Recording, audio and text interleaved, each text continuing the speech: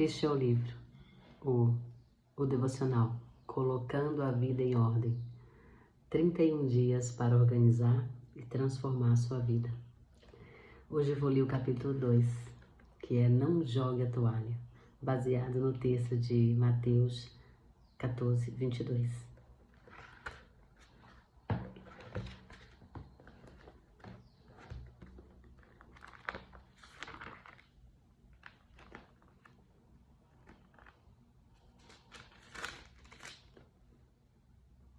Logo em seguida, Jesus insistiu com os discípulos para que entrassem no barco e fossem adiante dele para o outro lado, enquanto ele despedia a multidão.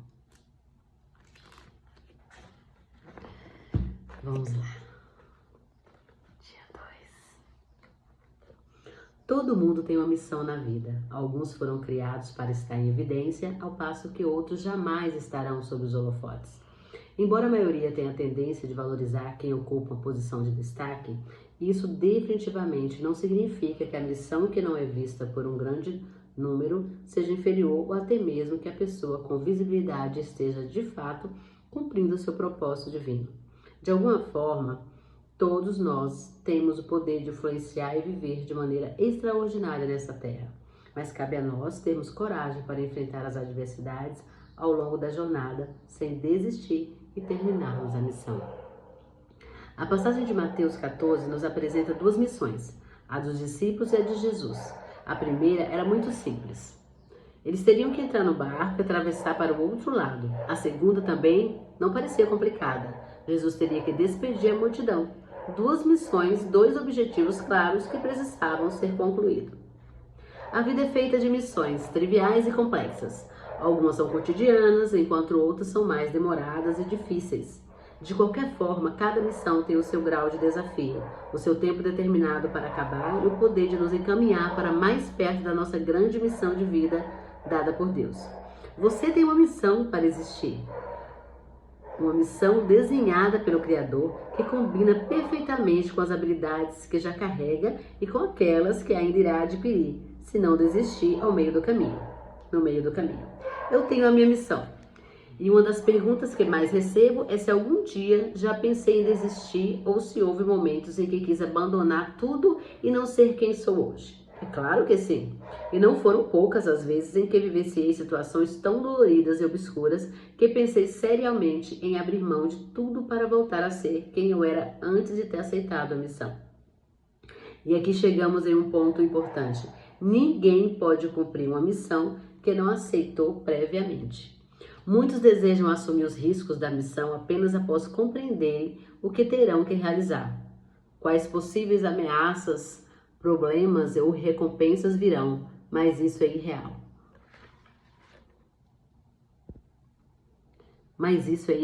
Todos temos uma missão divina personalizada e a escolha de vivê-la recai sobre nós diariamente. Um passo de cada vez, um leão por dia, e assim vamos nos aproximando do cumprimento do grandioso e exclusivo propósito que Deus depositou em nós.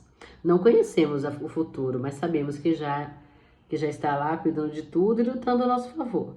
É por essa razão que tudo que planejamos e executamos, do amanhecer ao anoitecer, tem de fazer parte da missão que o Senhor nos confiou. Mas nada disso poderá ser posto em prática se jogarmos a toalha.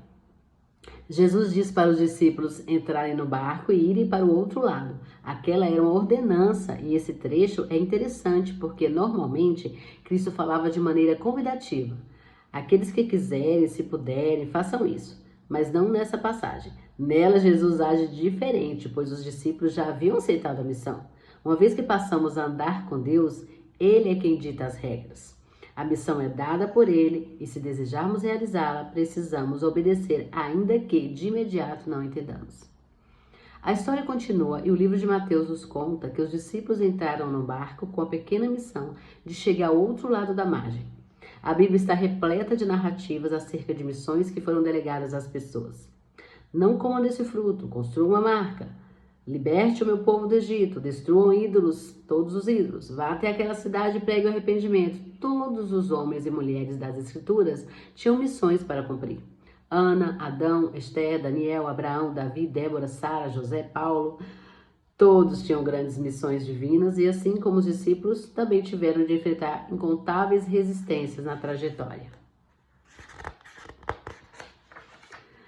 A Bíblia revela que ao entrarem no barco, eles começaram a remar e mesmo depois de Jesus ter despedido toda a multidão, que não era pequena, os discípulos não haviam conseguido chegar ao outro lado.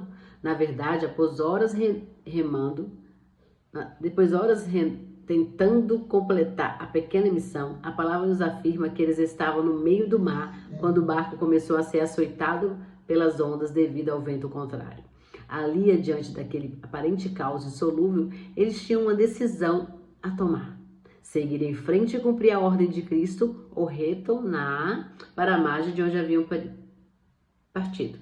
E nossa vida também é assim. Às vezes, no meio da nossa missão, as ondas e o vento se apresentam e temos de escolher sobriamente como reagiremos diante das turbulências.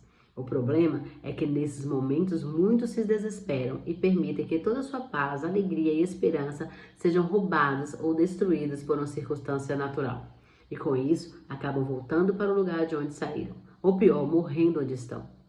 Sempre temos uma escolha.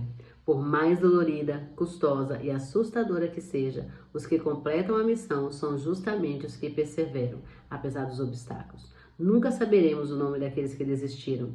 Jamais lembraremos de alguém que não ousou sair do lugar comum. Santos Dumont, Lutero, Marie Curie, Thomas Edison, Gutenberg, Joana d'Arc, C.S. Lewis, João Batista, Davi, Princesa Isabel, William Wilberforce, Carlota de Queiroz, o que todos eles têm em comum? Porque sabemos seus nomes? Somente os que não desistem mudam a história. Você só será lembrado e deixará um legado consistente nessa terra se não abandonar a sua missão. Não se iluda ao pensar que apenas grandes personalidades podem fazer a diferença e lapidar seu nome no mundo. Missão alguma é pequena diante de Deus. Maria era uma adolescente extremamente comum, mas foi escolhida para ser mãe do Salvador. Ana recebeu a incumbência do céu para gerar o profeta Samuel. Primeiramente, por intermédio de suas orações, para então concebê-lo e entregá-lo ao Senhor a fim de que servisse no templo. Da mesma forma, Lloyd e Eunice se converteram ao cristianismo. E educaram Timóteo, que se tornou mais tarde discípulo de Paulo e um dos líderes mais influentes da igreja primitiva. João Batista igualmente abriu o caminho para o mestre. Nenhum desses indivíduos teve um papel de destaque propriamente dito. Na realidade, eles eram seres humanos bastante comuns, que decidiram aceitar o chamado divino, ainda que isso significasse apenas cumprir o seu papel de mãe, de avó, ou até mesmo de um profeta rejeitado por seus conterrâneos, que precederiam alguém incomparavelmente superior. Por algum motivo, temos uma estranha tendência de fantasiar a grandeza terrena como se ela parecesse com a celestial. Mas o céu não costuma aplaudir o mesmo que a terra. A nobreza e a grandiosidade diante de Deus, na maioria das vezes, pouco tem a ver com os que costumamos valorizar. Não importa o que fomos convocados a realizar, e sim quem nos convocou para a missão. Entretanto, nesse processo temos de nos lembrar apenas da humilhação, da diversidade, do tamanho das ondas ou da intensidade do vento. Nunca cumpriremos nossa missão se desistirmos no meio do mar. Os discípulos entenderam isso. As escrituras revelam que, de repente, na metade do trajeto, eles avistaram alguém andando sobre as águas. Imagino que, diante daquela confusão, todos estavam concentrados, tentando tirar a água de dentro do barco e completar aquela pequena missão. Apesar do susto, logo se deram conta de quem se tratava: Jesus de Nazaré, e em direção a eles. As situações mais sobrenaturais e incríveis de nossa vida acontecem nos instantes em que somos provados e perseveramos. Às vezes é exatamente no meio do caos que conhecemos uma faceta de Deus que até então não estava disponível para nós. Os discípulos nunca tinham visto Cristo andar sobre as águas até o momento em que estavam no meio do mar e necessitavam da intervenção divina. As ondas colossais, o vento robusto, muitas vezes são o impulso que precisamos para viver uma história extraordinária com Deus. Nos períodos em que mais experimentei turbulências, foram os que mais vivi experiências profundas e transformadoras com Jesus, que me fizeram mais parecido com Ele. Não desista da missão específica que Deus delegou a você, porque o mesmo Cristo que caminhou sobre as águas e acalmou os ventos é aquele que nos convida também a andar sobre as águas e nos habilita a completar a missão. Passos práticos. Agora a gente tem as tarefas. Primeiro, ore e peça ao Senhor que revele a sua missão de vida. Oh, Jesus, Senhor querido, eu te peço, Pai, me revele. Revele a minha missão de vida, Senhor. Dê discernimento para ter essa intimidade contigo e entender a tua vontade para a minha vida. Em seguida, rogue ao Espírito Santo que traga à sua memória todas as habilidades que Ele colocou em você para cumprir essa missão, as que ainda precisam ser desenvolvidas. Oh, Senhor, me traz a memória. E terceiro, anote tudo em um caderno e se proponha a orar diariamente por esses tópicos. Olha que lindo, gente. Façam isso aí, tá bom? Eu vou fazer aqui.